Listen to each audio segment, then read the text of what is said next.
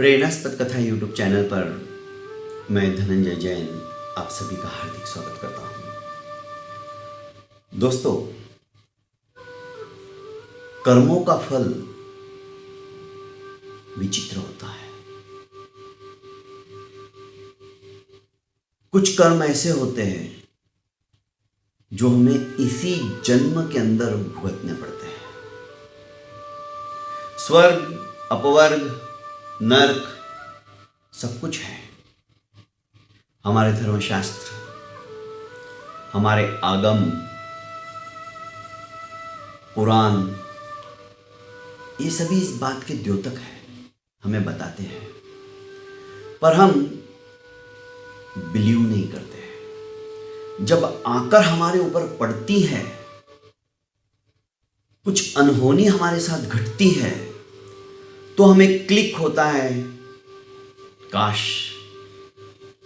मेरे अच्छे कर्म और ज्यादा अच्छे होते तो ये थोड़ा सा जो संकट आया है वो भी नहीं आता।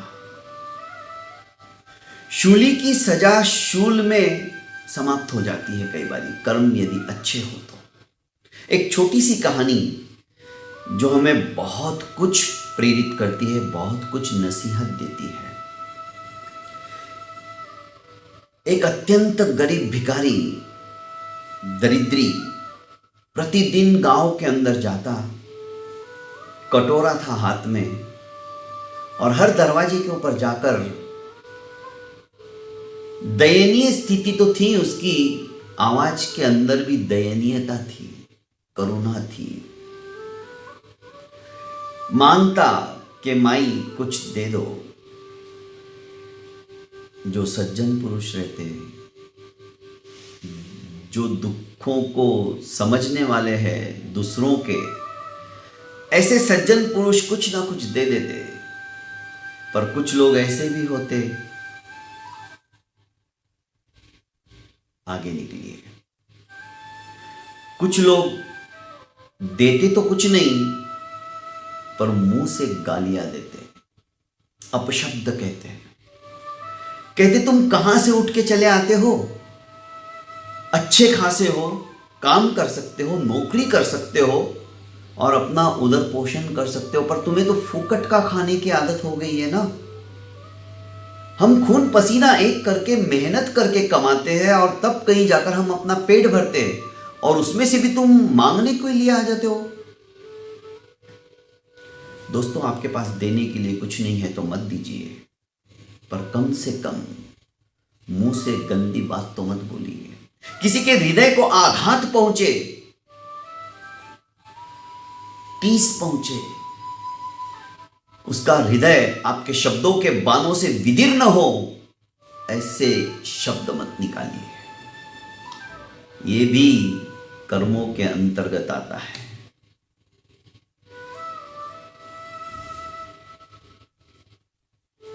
कई घरों में जाता तो लोग तो बोलना तो दूर रहा, उसे धक्के मारकर बाहर निकाल देते हैं, खड़ा भी नहीं रहने दे। वो कुछ बोले इसके पहले ही धक्का मार देते, बेचारा गिर जाता। प्रतिदिन उसका यही कार्यक्रम था, प्रत्येक घरों के अंदर वो जाता था, और यदि कोई देता तो भी वो कहता कि ईश्वर तुम्हारा भला करे। कोई नहीं देता तो भी उसके मुंह से यही निकलता, ईश्वर तुम्हारा भला करे। कोई धक्का मार देता, दुत्कारता, फटकारता, अपमानित कर देता, तो भी उसके मुंह से यही निकलता, ईश्वर तुम्हारा भला करे। सोच कितनी जबरदस्त होती है, और यहां से निकली हुई बाती दुआ और बद्दुआ के अंदर परिवर्तित होती है। तद्रूप कर्मों की श्रृंखलाएं हमारी बढ़ती है। हम किसी को बद्दुआएं देकर उसका अहित कर देंगे, अनिष्ट कर देंगे, ऐसा नहीं होता है। कर्मों के अनुसार फल देने वाला वही है। जैसे हमारे कर्म होते हैं, तद्रूप ही फलों की प्राप्ति होती चली जाती है। कर्मों का लेखा जोखा जो है ना दोस्तों, हर पल का, हर क्षण का वहां पर है। जैसा हम कर्म करेंगे वैसा ही फल हमें भुगतना पड़ेगा। हम बोएंगे आंख के बीज और चाहेंगे कि हमें आम प्राप्त हो, पॉसिबल नहीं है। जिन बीजों का बीजारोपण हम करते हैं, फल तद्रूप ही प्राप्त होता है। ठीक इसी तरह अच्छे कर्म हम करेंगे तो उसका अच्छा फल हमें प्राप्त होता है, बुरे कर्म हम करेंगे तो उसका बुरा फल ही हमें प्राप्त होगा। वो अच्छाई में परिवर्तित नहीं हो सकता। दुआ और बद्दुआ जो लोग देते हैं ना, वो यहां से देते हैं। जो हम बोलते हैं ना, यहां से बोलते, पर उसके पहले वो भाव हमारे यहां आते हैं। जब मन के अंदर किसी का तिरस्कार करना है, किसी को प्रतिशोध की भावना से उसको टोच कर बोलना है, तो भाव पहले हृदय में उत्पन्न होते हैं, तब कहीं जाकर उसको वाचा प्राप्त होती है। तो दोस्तों, कर्म तो आपको भुगतने ही पड़ेंगे, चाहे वो अच्छे हो या बुरे हो। इसलिए कम से कम अपने मुंह से हम किसी को गंदा नहीं बोले, किसी के हृदय को आघात पहुंचे ऐसे वचनों के घावों से उसके जख्मों को हरा भरा ना करें। देना ही है दोस्तों, तो कम से कम अच्छे वचन तो दो, प्यार से तो बोलो। पर थोड़ा सा पैसा हमारे पास क्या आ जाता है, हम भूल जाते हैं। यह गरीब निर्धन भिखारी प्रतिदिन गांव के हर घर के अंदर जाता, मिल जाता तो ठीक, नहीं मिलता तो भी ठीक, पर उसके मुंह से कभी भी अपशब्द या तिरस्कार करने की, प्रतिशोध की भावना से विचार तक मन में नहीं आते बुरे। वो अच्छे ही वचनों को बोलता, ईश्वर तुम्हारा भला करे। सेठ प्रतिदिन उसको छिड़क देता था, बोलता था हम लोग सारा दिन काम करते हैं, मेहनत करते हैं, सवेरे से शाम तक कठिन परिश्रम करने के पश्चात हम सुख की 2 रोटी खा पाते हैं और तुम उठ के चले आ जाते हो, चलो निकलो यहां से। एक दिन सेठ को कुछ नुकसान हुआ होगा, घाटा हुआ होगा। शाम को जब हिसाब किताब किया तो बहुत बड़ा लॉस था। रात भर सेठ को नींद नहीं है। होता है हमारे साथ भी, यदि हमारा कोई लॉस हो जाता है बहुत बड़ा, तो हम भी सो नहीं पाते हैं, हमारा सुख चैन सब कुछ चला जाता है। सवेरे सवेरे सेठ दातुन कर रहे थे, ब्रश कर रहे थे, इतने में भिखारी आया, कटोरा हाथ में था ही। दयनीय भावना से उसने कहा कि कुछ दे दीजिए। सेठ को तो गुस्सा आ गया, क्योंकि कल का लॉस भी हुआ था। उसने पास में ही पड़ा हुआ एक पत्थर उठाया और दे मारा। भिखारी के माथे पर लग गया, खून आने लगा। सेठ को थोड़ा गिल्टी फील महसूस हुआ, अरे मैंने क्या कर दिया, पर गुस्से में तो था ही। चलो निकलो यहां से, आ जाते हो, आज के बाद मेरे यहां पर आना नहीं। और दुत्कार कर उसे खून आ रहा है तो भी उसकी कोई परवाह नहीं की। फिर भी इस भिखारी ने ईश्वर तुम्हारा भला करे, उसके मुंह से यही शब्द निकले। घूमता गया, सब जगह दुत्कार फटकार, आगे जाओ, निकल जाओ। कोई उसकी तरफ मुंह उठाकर देखता भी नहीं था। घूमते घूमते 11, साढ़े 11, 12 बजे तक एक घर में सिर्फ उसको एक रोटी मिली, वो भी बासी रोटी।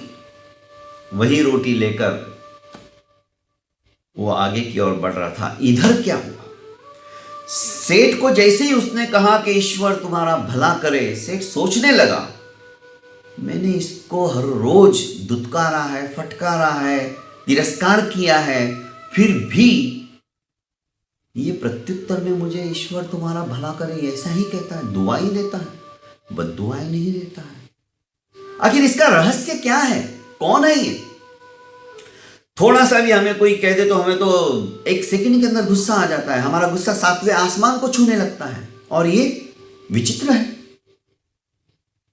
सेठ उसका पीछा करता गया, सिर्फ एक घर में उसको एक रोटी मिली, वो भी बासी रोटी। मध्याह्न के समय जब वो अपने गांव के बाहर कुटिया में पहुंचा, एक स्त्री लेटी हुई थी।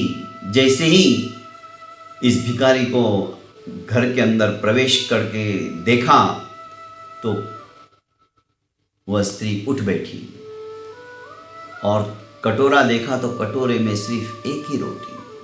उसने कहा, स्वामी आज एक ही रोटी मिली। उसने कहा, क्या करें, हमारा नसीब ही ऐसा है। और तुम्हारे सर पर एक खून क्यों आ रहा है, क्या हो गया? बस कर्मों का फल है। अच्छा है, इसी जन्म में हमको भुगतने पड़ रहे हैं और हम लोग हंसते हंसते भोग रहे हैं। एक सेठ ने जो प्रतिदिन गालियां देता है, तिरस्कार करता है, आज उसने पत्थर दे मारा। कोई बात नहीं, उसका भी हमारी तरफ कोई लेना होगा, जो उसका भी हिसाब चुकता कर रहा हूं। याद है ना तुम्हें, आज से 20 साल पहले हम भी बहुत रईस हुआ करते थे। नौकर चाकर सब कुछ हमारे पास था, पैसों का कोई अभाव अभियोग नहीं था। पर हमने अपने मुंह से कभी भी अच्छे वचनों को नहीं कहा। दरवाजे पर आने वाले उस अंधे भिखारी को हम कितना उसका उपहास करते थे। कभी तुम उसका कटोरा फेंक देती थी, कभी उसके कटोरे के अंदर पत्थर डाल देते थे। खाना देना तो दूर रहा, हमने कभी उसे एक रोटी भी नहीं दी। हमारे नसीब इतने अच्छे, कम से कम हमें एक रोटी तो मिली, हम भूखे तो नहीं मर रहे हैं। सेठ बाहर से सब कुछ सुन रहा था, पर वो भिखारी हमें प्रतिदिन बोलता था, वो अंधा भिखारी, कि तुम मेरा मजाक उड़ा रहे हो, भगवान भी तुम्हारा एक दिन मजाक उड़ाएगा, तब तुम्हें याद आएगा। वो हमें हर रोज बद्दुआएं देके जाता था और हम कहते थे, अरे जा जा, तेरी बद्दुआओं से मेरा क्या होने वाला है, तू कौन होता है बद्दुआ देने वाला, और तेरे पास ही बद्दुआ और दुआओं की ताकत होती तो तू आज तरह से इस तरह से अंधा घूमता नहीं फिरता। हम उसको प्रत्युत्तर में ऐसा बोलते थे। पत्नी रोने लगी, क्यों याद दिला रहे हो पुरानी बातों को, मैं कुछ भी नहीं भूली हूं। मेरा हृदय आज भी विदीर्ण हो जाता है ये सब कुछ सोचते सोचते। हमें पैसों का कितना घमंड था। एक दिन तो जब उसने कहा कि मुझे रास्ता बताओ, दिख नहीं रहा है, तो मैंने उसको जानबूझ के जो बड़ी नाली थी उसकी तरफ का रास्ता बता दिया और नाली में गिरा तो मैं जोर जोर से हंस रही थी। कितना मेरे मन के अंदर उसका उपहास करने का और उसको तकलीफ देकर मैं खुश होती थी। आज वही कर्मों का फल हम भोग रहे हैं। कोई बात नहीं स्वामी।